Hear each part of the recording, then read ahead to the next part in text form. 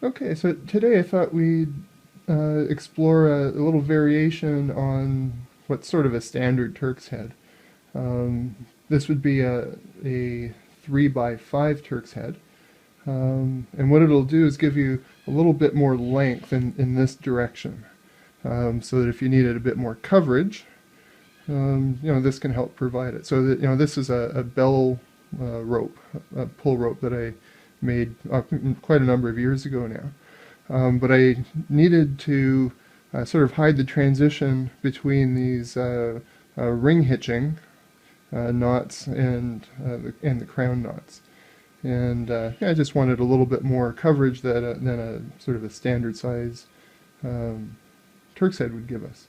And it can also be handy in sort of a practical scenario where, as an example, I've got a hatchet that was an inexpensive hatchet that just has a cylindrical handle here, and for doing close-in work, it's hard to get a grip on this smooth handle. So I did one of these Turk's heads. This is just nylon rope covered in spar varnish, and it's on there incredibly tightly, but it gives me a nice purchase for when I'm doing close-in work with a hatchet. So we'll just spend a couple of minutes just taking a look at how to do it. It's actually a pretty simple Turk's head to do in that once you practice it a time or two, you can do it like just in hand. You don't need any templates or jigs or tools or anything to do it. But to make it easier for you to see, I'll do it over this cylinder. Okay, so I'm going to show this using a piece of dowelling just so that it's easier for you to see. It won't look as messy as I'm doing this. So we'll start with a piece of line on the far side of the cylinder, sort of with the end coming up, and let's give it three turns around. Then once you've done your 3 turns, the left-hand side piece of line is going to come over top of these first 2 loops and underneath the standing end. And now we'll do the exact opposite with this side. He'll go underneath the first 2 loops and over top of the 3rd one. So let's pull these guys up a little bit. He'll come underneath the 2 of them and over top. So we should have sort of a symmetrical looking pattern like this, with a nice channel running down the center.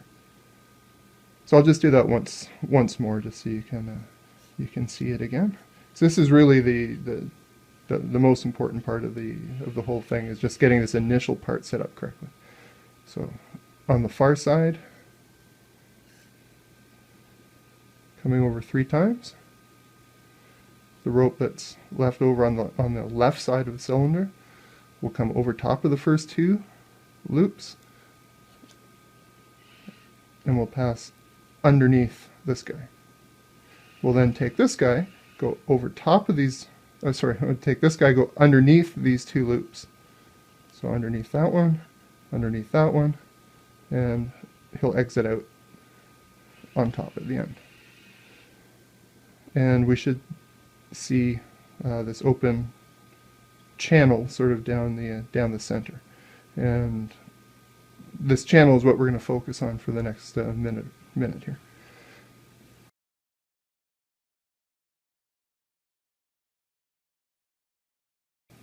So what I'm going to do, we have these 2 strands that make this parallel channel.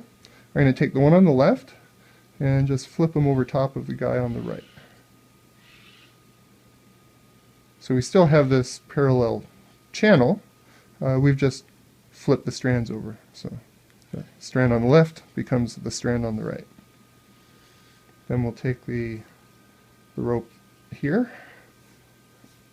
I left this a bit long so I can get quite a number of turns through. And what we're going to do is sort of weave him into the center of the channel. So he'll start by coming over top, coming underneath this one, over and under. So we're getting kind of an over, under kind of a pattern. So over top of this guy, underneath, over top of the next one, and underneath, and he sort of exits out that channel. And we'll just sort of pull them all through.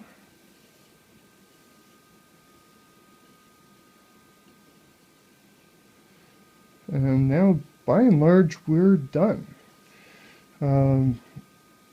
This piece here now essentially will come out the bottom, and if I can find the end here, you can now just parallel this initial strand and just follow them along, and we can make as many windings as we need. So it really, at this stage, we have the basic of the Turk's head built. Just spend a moment or two evening out where all these lines cross, so that they kind of cover evenly over the cylinder. And now we can just start paralleling this guy. So if we're going to start on the outside of him, just stay on that same outside portion the whole way through.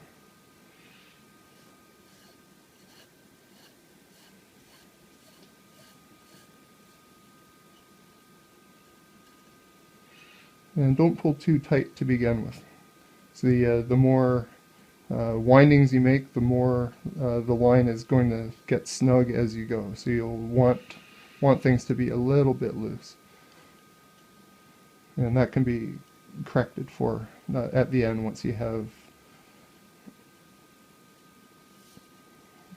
everything completed and laid in the way you want. So I guess maybe what we'll do is we'll just we'll go around one complete time, so that there'll be 2 strands everywhere along the path, and then maybe we'll take a break and come back. Maybe I'll put a third one in, and we can just sort of look at the finished product.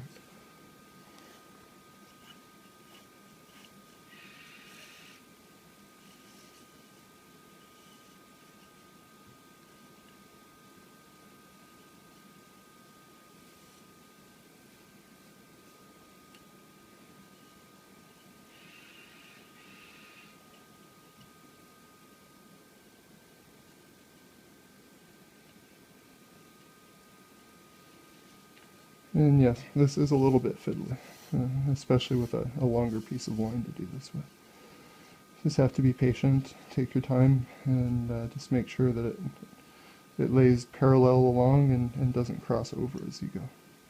And it's, no big deal if you need to unravel a bit, back out a bit and try again. That's completely normal. It takes a little while to get a feel for doing these.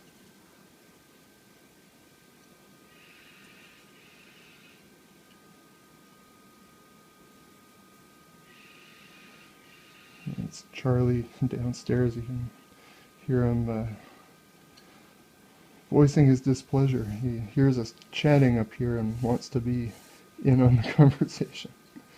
He's a Goffin cockatoo.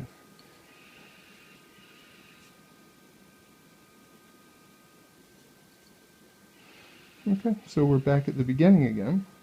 And, if we wanted more coverage, so if we didn't want to see these gaps and spaces, we just continue the pattern. Just follow the original around again, and this will fill in a lot of the gaps. And or you could be happy with it here and tighten it up. Maybe we'll take a break. I'll do at least one more section so that we've got 3 strands going through at any given section, and we'll come back and see what it looks like. Okay, so we're very nearly done. So you can see at every position here we've got three strands now. So I thought I'd leave the very last bit so that you could see what I was doing here. So we've come all the way around, and we've come back now to our original piece. And I just wanted to show 2 things. That even leaving it as loose as we had, it still can be a bit of a challenge to get the last bits in there, because the as you do more turns, the volume gets taken up and it becomes a little tighter and a little tighter. And B, just how to finish this off so that the ends are hidden, which is very straightforward. So really this is the last one that I'm going to do, and It's going to maybe look as though we're going to have 4 on this side, but it'll only look like that for a moment. So I was putting the last one under here, and had I started with it any looser, I would need some tools probably to get this under. But we left it slack enough, so it worked out well. So I just wanted to show you that it can become a bit of a struggle. And the way we finish here is, if you look here, it looks as though we've got 4 strands, and on this side it looks as though we have 3. But the way that you finish this off to really hide it well is, now that I've got all the strands laid in, the next step would be to sort of take this out a wee bit, hold this tight, and just follow this strand around, pulling hard all the way along until this Turk's head gets like rock solid, or as hard as you want to, on the object that you're covering. Once you've finished tightening it, you'll still have a little bit hanging out at one end and some excess at the other. And once you've pulled it as hard as it'll go, put some tension here, take a sharp knife and cut it right here. And by you putting tension on here, once you've cut it, it'll tend to shrink back in underneath and sort of hide itself under here. And the same thing with this one. Once everything is as taut as you can get it, pull this one quite hard, give it a cut, being careful not to damage the strands underneath it. Give it a cut, and it will tend to fall back into the center here and will be held firmly. So the ends will not be visible, and everywhere somebody looks, you'll see the exact same number of turns. And if I really wanted to get rid of every void, and if I had given myself enough length here, we could do a 4th or a 5th, just depending on how you want to do it. But essentially, that's how you do this 5x3 Turk set. So after we finished the video, I thought I'd go ahead and put a 4th tuck into the Turk's head. So that's the finished product there, and you can see with the 4 tucks that pretty much all the voids have been taken up. And I guess just a little bit of information about the length of rope and stuff that we used. So I did this with approximately 9.5 foot piece of line, 4mm line, and the Turk's head's done over a 1-inch dowel. And with the 4 tucks, I probably had about a foot or maybe a 1.5 feet of line to spare. So 9.5 feet was plenty. So that may give you some ideas to gauge for your own attempts with this. Thanks for watching.